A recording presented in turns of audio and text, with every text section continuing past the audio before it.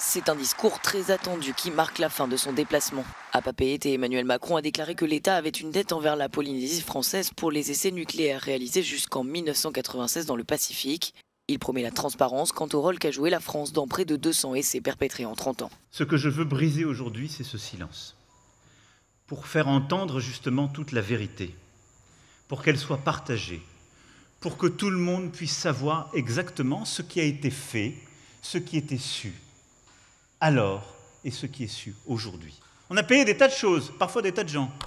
On n'a pas payé les gens qui étaient victimes. Un discours de près d'1 heure dans lequel il n'a pas prononcé le mot de pardon réclamé par les associations de victimes de ces essais. Sur le sujet des indemnisations très attendues par la population, le président de la République a souligné que 187 dossiers ont été finalisés depuis son élection, contre 11 auparavant. Lors de ces essais, environ 110 000 personnes, soit presque la totalité de la population des archipels à l'époque, ont été dangereusement exposées à une radioactivité supérieure à celle annoncée officiellement. L'État français n'avait ni alerté ni protégé la population.